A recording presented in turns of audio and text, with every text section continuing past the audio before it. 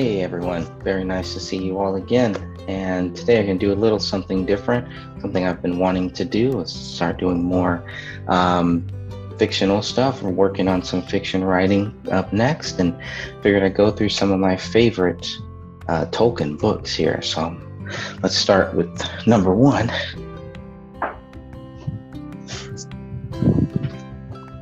In case you've never read J.R.R. Tolkien, Silmarillion, this is the one you want to read, okay? This is the big one. This is the, don't like to call it the Bible of Tolkien, but this is everything. Lord of the Rings, this is like the precursor to Lord of the Rings. Awesome book. Absolutely love it. This, I believe, is either a first or a second draft of this book that I have here. And I'm telling you, if you are a fan of Lord of the Rings, you definitely please make sure that you have read this book. First American edition. I don't know if that's going to show up there, but that's very cool. So 1977, first American edition. This is one of these fiction books that I have read so many different times. What I love about this version is at the end, in the very back of the book, you get this awesome map here.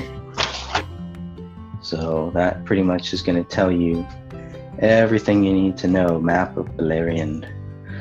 So again, for hardcore Tolkien fans, you probably all know exactly what I'm talking about. But this one, this book is definitely one that has inspired me to keep going when we talk about fiction and all that stuff. So this one has really kept me focused, I guess, on my fiction writing, and definitely worth reading. I know they've got a lot of things coming up with Amazon and all that. So, but if you really want to get to know Tolkien and get to know the real deal, this is a great book to start with. And so if you are a Tolkien fan, or if you've ever been interested in it, or if you're just looking for some fantasy fiction, this is the one you want to get. Each kind of chapter is really its own story, and it begins with the beginning of the world and kind of ends with, the end and everything, the end of the world too. And so this is basically like the prequel, I guess you may call it, to the Hobbit, Lord of the Rings and all that. But this one is definitely a good one too. You can see it's very worn. I have not read this version yet. I just kind of keep it on my shelf, but I do have a version that I've read. And like I said, this is probably one of those books that I've read a dozen times. So that's the one. Got to start there. Now, of course, this one I got from Costco, and this is an amazing one. So this is Lord of the Rings. I have not opened this one, but it's the full book. There are some awesome things inside of this, but again, Lord of the Rings, definitely for me, probably the greatest fantasy book that I've ever read. Price tag here says $75. Costco had it for like 40 or something, 45, but I have not opened this book. I just actually finished reading this book recently for the second or third time now. So I've really enjoyed reading this one, but this one I will probably not be opening unless I can get a second one. But I still have a lot of other Tolkien books to read, and it's just masterful the way that everything kind of ties in. It's one of the greatest stories that I've ever read, and like I said, it inspires me to keep working on my fiction writing, because fiction writing is so difficult, and I've had such a challenge my whole life with it, especially when you try to write like a martial arts type fiction, right? Because it's hard to do that when you want to focus on the action and put that in writing. It doesn't transfer well all the time. So Lord of the Rings, definitely good. Everybody should read this. Your kids should read this. Your kids should read this. They need to read this. Everybody, I'm trying to get rid of some of that glitter. Everybody needs to read this book. It is a very important book. it's allegory kind of for some people, but J.R.R. Tolkien is definitely my favorite writer, and I can't get enough of his work. I love it. Here's this next one. Now, this one is one that my wife got me for Christmas, which I have not read. This is one of the newer ones. J.R.R. Tolkien, Tales from the Perilous Realm, with illustrations by Alan Lee. And anything with Alan Lee, any illustrations with Alan Lee is going to be awesome. So you know that's going to be cool. You know it's going to be good. Very good stuff here. And so this is another great book, Perilous Tales, illustrated by Alan Lee, and a lot of there's like 5 short stories inside of here. Tom Bombadil is really the one that I'm kind of curious to read and to look more into. So again, if you're looking for some great reading, stick with Tolkien. Tolkien has a lot of great stuff, especially, if you want to do the pre-Attitude Era is what we're going through right now. I don't know, it's hard for me to find any new good fiction books, right? But this is definitely a great place to start. This is a trendsetter. This sets the bar very, very high for all fiction writers, all feature fiction writers. And this one here is one of the newer books that has come out. I have not read this one yet, but I'm really looking forward to reading this one. And thanks to my wife who got it for me. All right, so that's a good one. This is just the paperback version that I have here. Let's see what else we got. Oh, this is a good one. So, Children of Hurin. This one is another great one. J.R.R. Tolkien, edited by Christopher Lee. Like a lot of these books were, made or published after J.R.R. Tolkien died. But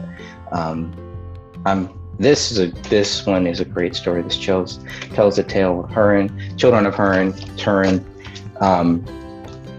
and again, lots of, you see all that, but just some great illustrations, again, by Alan Lee, and that's the guy that you want when we're talking about any of these books. But just a masterful tale, not too crazy about, the way, like I like just the books that just kind of flow, but this also gives you a lot of the background of this story, and all of these stories are from the Silmarillion. The Silmarillion is really everything. That's where everything starts.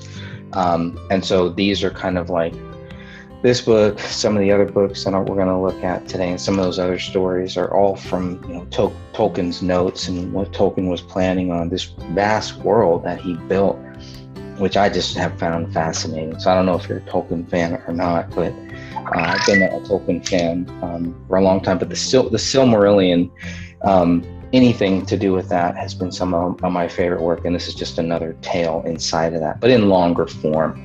So, edited by Christopher Tolkien, which is J.R.R. Tolkien's son. So just throwing that out there. But if you're looking for some good reading, again, this one is good, but it's not like a real full story. It kind of breaks. He tells a story, Christopher Tolkien does, and kind of breaks. And it breaks character is what I like to call it, breaks character, and gives you some of the background and goes through some of the different versions that his father made. But definitely worth reading, definitely worth buying, putting it on your shelf. A fascinating story. These are all stories that could be made into full-length film. I think the Silmarillion, I know Peter Jackson has talked about that. How do you make that into one feature-length film? It is impossible, but it could be made into a series of feature films, I think. So just need the right person at the right time. Get this away from Amazon as far as you can, because I'm not looking forward to the new Amazon series, but I am looking forward to rereading these. After the Amazon The Rings of Power trailer came out, I was so disappointed. I'm just like, you know what? I'm just going to go back to just reading these books. And if I want to watch a movie, can you guess what movie I will be watching, or what movies I'll be watching? Anyways, it's been a while since I've actually read The Children of Hurin, but it is a very fascinating story. Let's see if I can pull up something. Sorry here, 1 second. So yeah, this is really about Hurin, or I keep saying Hurin, Turin, which is the son of Hurin, a man who lived in Dorloman. Húrin was taken prisoner by Morgoth. Morgoth is Sauron's master, for those of you that don't know. Sauron is okay in the Lord of the Rings, but he never comes into full flesh, really, except for at the very beginning. So if you've seen the Lord of the Rings, the opening scene, the opening monologue or whatever, the first couple minutes where they kind of go through it, picture Sauron's master, right? Because Sauron looks pretty awesome in those first couple scenes. And so Morgoth is Sauron's master. Morgoth is the main villain in the Silmarillion and in all of the stories before Sauron. And the way that everything goes is, at the end, the story that was never told, that I hope one day they will make into some type of a longer version of a story, or even a feature film, is the final battle, where Morgoth comes and fights the final battle and obviously loses. And so Thorin, this is pretty awesome here. So Thorin is the son of Húrin. Húrin was taken prisoner by Morgoth after the Battle of Unnumbered Tears. During his imprisonment, Thorin was sent by his mother, Morwen, to live with the elf realm Doria for protection. In the absence, Morwen gave birth to Ninor, a girl. Morgoth had placed a curse upon her and all his family, whereby evil would befall them for their whole lives. King Thingol of Doria takes Thorin in as a foster son. During this time in Doria, Thorin befriends Beleg, and the two become close companions. Beleg is an interesting character too. Thorin accidentally causes the death of Saros, who attempts to jump a ravine while fleeing. A wrathful Thorin befalls to his death, and Thorin in the battle with the dragon is pretty good here. So I won't tell pretty much the whole story, but if you're interested in, fantasy fiction, and you're looking for something, you like dragons, things like that, you like sword fighting, old school style, I think you may enjoy this book. But I enjoyed it, even though, like I said, it doesn't really flow the way that the Silmarillion flows or Lord of the Rings flow, where it's just one straight story. I don't like how it's kind of broken up. This book is kind of broken up. It goes through the story, you're getting into it, and then you get commentary from Christopher Tolkien. That's the only thing that I didn't really like. But read as a whole, just read straight through, it is a very good story, a very interesting story with a very dark ending. And a very powerful ending. We'll just leave it at that. But getting back to the movies, if you're looking for any good movies, don't waste your time on Lord of the Rings, Rings of Power. It looks like garbage, in my view. That TV series, all you need is the original Lord of the Rings movie, the Peter Jackson movies. I think they're really good. We'll go through that next. Before we get to that, let's go through a few more of the stories that were taken from the Silmarillion, which again is, I believe, Tolkien's best work. Lord of the Rings was awesome. I loved it. Not a big fan of The Hobbit. Hobbit was okay, but Lord of the Rings is definitely a great story, but I really enjoyed the Silmarillion. And in that, you get short versions of the children of Húrin. And then you also get kind of a short version of this, The Fall of Gondolin. So this is a great one. Just reading about the story. Gondolin was a secret city of elves in the first age of the Middle Earth. The Fall of Gondolin tells, and I'm probably pronouncing it wrong, sorry. The Fall of Gondolin tells the founding of the city, of the arrival there of Tur, a prince of men, and the betrayal of the city to Morgoth by the king's nephew Maeglin, and of its subsequent catastrophic destruction by Morgoth's armies.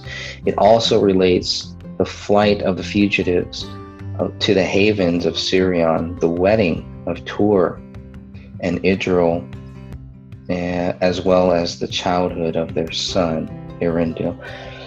Of course, I butchered all of those names, but this is a great story, The Fall, and it's exactly what it is. It tells you exactly what the story is. Just another awesome visual fight, taking down of the city, and how these people kind of these elves and men kind of work together against the forces of evil, or Morgoth, the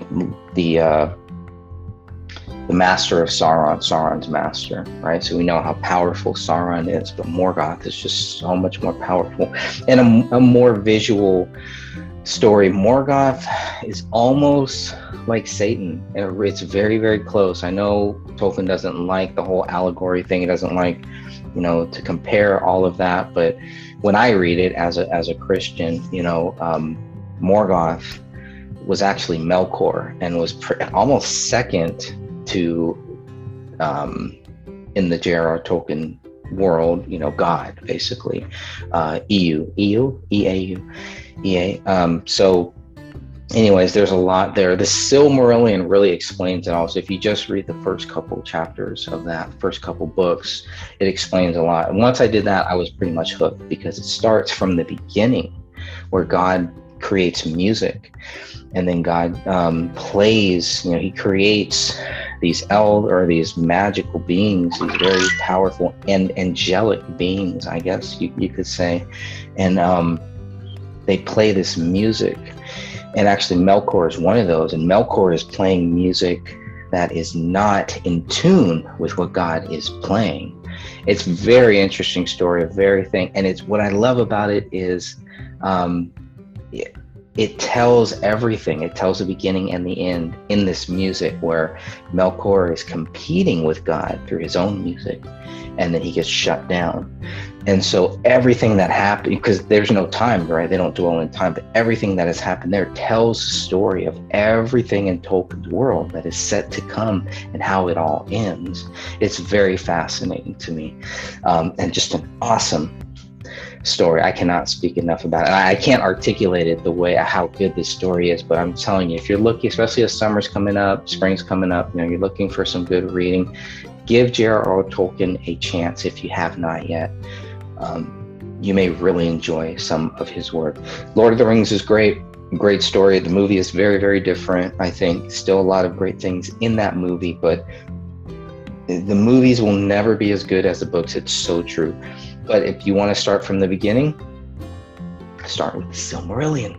But anyways, The Fall of Gondolin is another great story. Lots of dragons, lots of serpents, and lots of evil coming out and taking over this city, this hidden city, this forbidden elf city. Anyways, it's just a fascinating story, a fascinating world, and I love how all these stories tie in to everything that we're going, and tie into Lord of the Rings, which I'm a huge fan of too.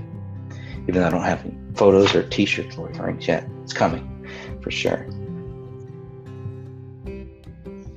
And of course, for me, my introduction into Tolkien really began with the movies, Lord of the Rings, which I have here, gotta get the extended editions. If you have not seen the extended editions, my little brother Joey was not too big of a fan of these movies, I could tell, and then somehow he got roped into watching the extended edition, and I will never forget what he was saying.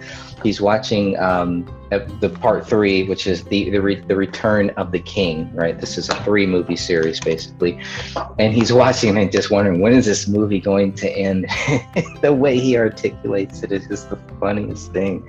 Where it's just like, because it's like a 4-hour movie, right? So the extended editions are awesome if you love the story. If you're not sure about it, maybe you do start with the shorter versions of these movies, because these are long. They're each like 3 or 4 hours long. I absolutely loved it. I cannot get enough of it. The characters, Aragorn is one of my favorite characters. And I don't know, I just absolutely loved it. But get the extended edition of this here. 3 movies all in one. Fellowship of the Ring, The Two Towers, The Return of the King. So this is where I started. I started watching these movies, and I love, fantasy fiction. I love anything with swords and horses and stuff like that, dragons, clean stuff, not Game of Thrones stuff. I still think Game of Thrones is just a dirty version, a pornographic version of Lord of the Rings. I can't say that from experience, because I'll be honest, I have not seen Game of Thrones. but I have seen all the Lord of the Rings. That's good enough for me. Nothing is going to be as good as this, in my opinion. But I just wanted to throw that out there in case you're looking for anything good to watch. Spring and the summer, if you have not seen the extended editions, that's the one you want to watch. Then watch all the special features too, because there's tons of special features related to this. But all in all, this can be like 10, 12 hours long, but it's definitely great. It's definitely worth it. I remember after watching these movies, and I was working at Target. I was working as a security guard, and most of my time was spent just sitting, overnight. I worked overnights, which really was a bad idea. Try not to work overnights if you can avoid it. Doesn't always happen. I had to do what I had to do. And so as I'm sitting there at Target, getting paid to sit around, watch the construction that they were doing, et cetera, I look over and I'm sitting by the books, and there just happens to be the Silmarillion, J.R.R. Tolkien's book. There happens to be Lord of the Rings books, so I pick them up, I start reading them, and Lord of the Rings is like, okay, this is cool, it's all good. But Silmarillion, I read it and I was like, wow, I could not put it down. Like, I wanted to read it again and again and again, because it's not one of those books you can just read once. There's so much in it. There's so many details. There's so many stories. It jumps around so much. It all starts tying into each other. Each story starts tying each chapter. Then you can tie it into the Lord of the Rings, to the Hobbit, to all of that. And I was just fascinated by it, blown away by it. But the movies are definitely awesome. I think Peter Jackson did a great job. I did watch the 3 Hobbit movies, and I think they're good too. This, I think, is a masterpiece, and I think the Hobbit movies are good. I don't have any real complaints about it. I don't have any complaints about that movie. Those 3 movies that Peter Jackson did. You can see I haven't bought the extended editions of that yet, but that will come. That is coming. And, with some of the new MCU movies coming out, just put this up here. Not really excited about it. Not excited about Phase 4. Marvel Cinematic Universe. I loved Phase 1. Absolutely loved Phase 1. Absolutely loved Phase 2. Loved most of Phase 3, with a few exceptions. I didn't like Black Panther, didn't like Captain Marvel. I think those are the only 2 that I did not like, that I couldn't finish. All the other ones I've seen multiple times, everything Phase 1, Phase 2, Phase 3. The Infinity Wars is great. Endgame is great for the most part too. I didn't like Iron Man dying, didn't like Captain America fading away. I got it. I thought it was a great, beautiful story, great ending to it. So Phase 1, Phase 2, Phase 3, great. Phase 4, I liked Hawkeye. Falcon and Winter Soldier was good. It was for the most part, I thought it was good. But that's really it. I wasn't really too much into anything with Phase 4 so far, and what I've heard about Doctor Strange sounds horrible. And what I've heard, the Eternals, I watched like 10-20 minutes of it. I couldn't do it, couldn't get through it. Shang-Chi, I really liked that one. I thought that was good. That was a good movie. So I guess that is the one that I did like the most so far of Phase 4 of the MCU. But I'm not very hopeful about too much more. Thor, again, it's just like I follow this YouTube channel called the Nerderotic, and he kind of labeled it. He says he didn't name it, but okay, but whatever. But he calls it the MCU because it's all girl power. Phase 4 is very focused on girl power and stuff like that, and you can see that in the Doctor Strange movie too. It's just, I don't know. It's not. I just want a good storyline. I just want a good movie and everything. So not too impressed with what I've heard about that movie. Spider-Man, I did like the new Spider-Man movie. That was awesome. I love seeing the 3 Spider-Man. Anytime you can get those 3 Spider-Mans in the same movie, you got me. You got my money. Take it all. So anyways, but there will never be a greater story, a greater world, a greater universe than what J.R.R. Tolkien has created. don't see it, will not see. I don't think we'll ever see anything. I'm really sad of what the Amazon Prime has done to J.R.R. Tolkien. I'm not happy with it. Does not look good. And no, I will not be watching it, unfortunately. There's no continuity. They're not going to follow the storyline of J.R.R. Tolkien or anything like that. They're introducing all these new characters nobody really knows about or cares about or anything. They're just not staying true to the essence of J.R.R. Tolkien, like Peter Jackson did. Peter Jackson, I felt, stayed true to the essence of what Tolkien created. I'm not seeing that from what I've seen so far, but we'll see. But I'm not, and I have Prime, so I can watch it free. But based on what I've seen so far, based on how much they're trying to shove it down our throats, I'm just not impressed, and I'm not very happy with it. And it seems like a lot of Tolkien fans aren't either, because there's a simple formula to it. All you have to do is stick to that formula, and it doesn't look like they're going to. We're going to have another Star Wars episode 7, 8, and 9 on our hands here. All right, coming back, and we'll continue on just a little bit more, a few more exciting things I want to show you here. So let's go. I'll go and grab another one of these. So now we've gone through the whole top shelf here. This is everything on the top shelf. And if you have not read this one is really good. This is the one on my shelf that I have not read yet. So this is J.R.R. Tolkien, edited by Carl F. Hostetter, The Nature of Middle-earth. This is a great one. I'm actually looking forward to reading this one next. And I will just give you a little bit about the book, okay? J.R.R. Tolkien regarded the Silmarillion as the foundation of his imagined world. Absolutely, I agree. It's awesome. Anyways, talk about Silmarillion. You got me hooked. But despite it being the primary central work, he was unable to bring it to a final form, and it was left to his son Christopher to construct the last version of a Silmarillion from the narratives that existed at the time of his father's death.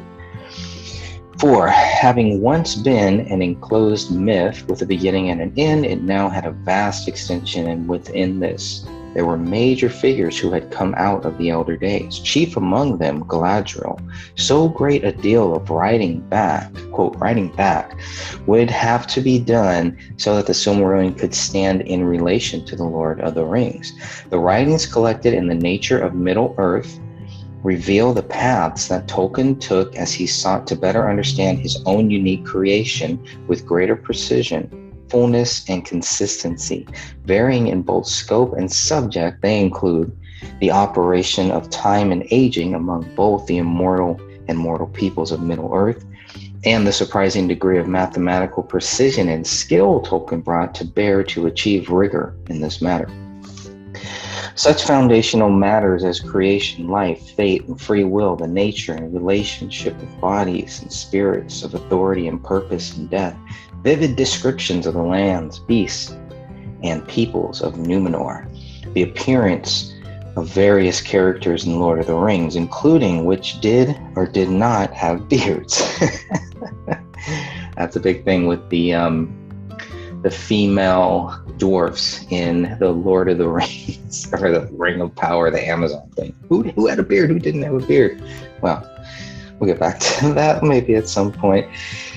All of these writings reveal hereto unguessed ideas and details of Tolkien's thought, imagination, and sub-creation that are varying, surprising, profound, and even charming. This new collection, which has been edited by leading Tolkien expert Carl F. Hostetter, is a veritable treasure trove, offering readers a chance to peer over Professor Tolkien's shoulder at the very moment of discovery, and on every page, Middle-earth is once again brought to extraordinary life. Yeah, so when I didn't even know this book had come out. It came out pretty recent, right? What was the date? 2021 it came out. And so Carl Hostetter, I'd be interested to hear his thoughts on the trailers that we've seen for The Ring of Power, Lord of the Rings, The Ring of Power, because how accurate is it? So I'm going to pay attention to that. He did a great interview, Nerds of the Ring, on YouTube did a great interview with this guy, and that's what actually watching that made me want to buy this book. I probably wasn't going to buy it until that interview came out.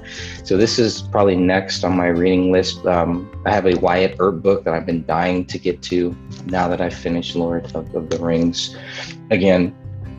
So this will probably be the next one that I read. Really looking forward to this. If you are a Tolkien fan, definitely want to get your hands on this.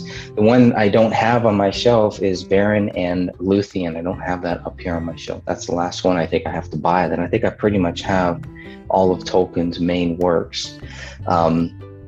There's a few probably that I don't have, but at least I'll feel like, all right, a little sigh, because now I have all the ones. If I could have any of the Tolkien books, I believe at this point, once I get Beren and Luthien, I probably will have everyone that I wanted to make sure that I have. And I know there's some others out there too.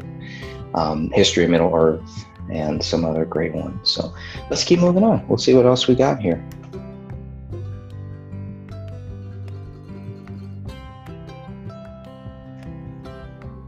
And let's go for the next. So that's all shelf 1. Shelf 2. I found this one at a bookstore, and this is not by Tolkien, but it is about Tolkien. So I did pick this one up too. The Fiction of J.R.R. Tolkien, Master of Middle-earth by Paul Kosher. So let's read about what this one is about. As is the case with all great works of art, J.R.R. Tolkien's masterpieces generally repay close attention and study. In this thoroughly entertaining and perceptive volume, winner of the prestigious Mythico Poet Society Scholarship Award, Professor Kocher examines the sources that Tolkien drew upon in fashioning Middle-earth and its inhabitants, and provides valuable insights into the author's aims and methods. Ranging from The Hobbit to The Lord of the Rings to the Silmarillion and beyond, Master of Middle-earth opens the door to a deeper and richer appreciation of Tolkien's magnificent achievement. Inside, you will discover why Aragorn is the most understood character in Lord of the Rings and is its true hero. Agreed. The origin of Sauron and the nature of evil in Tolkien's universe, the opposing forces of destiny and free will to Frodo's quests, the cosmology of Middle-earth, and is it our world at an earlier time, or does it exist in a fantastic elsewhere? And we'll also learn how Tolkien's ideas and morality, religion, and social order underlie every aspect of his life's work. Plus a fascinating look at such lesser-known works of Tolkien's as Leaf of Nigel, Smiths of Wooden Major, and many others. So, good book here. Definitely, when you feel like you need to get your Tolkien fill and you've read everything else, you probably this will probably be a great one to go through. So anyways, I picked that one up for a really good price. That's the reason why I bought that. I think we talked about this one. Yeah, Perils of Middle-earth, right? So we kind of went over that one a little bit, which I think is good. I think this is definitely a good one worth reading here on my to-do list. This next one I found at Costco. And as soon as I saw it, I ran to get it, knocked over about 10 people just to get this book right here, The Illustrated World of Tolkien by David Day. And some amazing works here. So if you're ever interested in, I don't know how well this is going to come up on the camera here, obviously, but some really interesting stuff about the illustrations of Tolkien's world. I went back a couple days after, and this book was gone. So this book went, at least at the Costco, it went pretty quickly. So this is a visual celebration of the vast lands, epic battles, formidable beasts, heroes, peoples, and armies of Tolkien's world. Love it. Tolkien's works have inspired artists for generations and have given rise to myriad interpretations of the rich and magical worlds he created. So this, the illustrated world of Tolkien gathers together artwork, essays, and commentaries from illustrators, painters, and etchers, and fascinating and scholarly writings from renowned Tolkien expert David Day, and is an exquisite reference guide for any fan of Tolkien's work and the imaginative brilliance his vision inspired. So here's another person.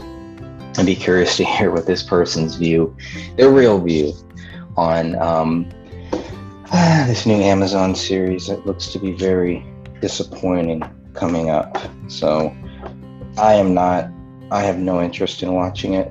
It's a pretty interesting drawings of Aragorn there that shows up. So boom, right there. So anyways, this one, this is a beautiful book here. I'm so glad I found this book, a good price as well. And that's what you get from Costco. So this one here, from the History of Middle Earth. I don't have all the History of Middle Earth, so I'm waiting. I will be collecting those, all of those next. But this is one of the main ones, the Lays of Balerion. This is part of the History of the Middle Earth series. So tons of books about the history of Middle Earth. I think in here at some point, I mean, this kind of shows you, if you look down here, History of Middle Earth. I don't know if that will come across or not, but History of Middle Earth, and you can see a lot of the inspiring stuff there. Looks kind of blurry on my side. I don't know. So anyways, there's 10, 11, 12 volumes of it. And this is the only one that I have just in paperback. You see how worn out it is. So it's good. I really enjoyed it. And just pretty much, this was at a point where I just needed to find some type of Tolkien stuff to read in short book form. So this is probably from my security guard days here, when I was just sitting there looking for something to do and picked up a couple books. Did not look back. So very happy about that. And definitely one that I will continue to read again.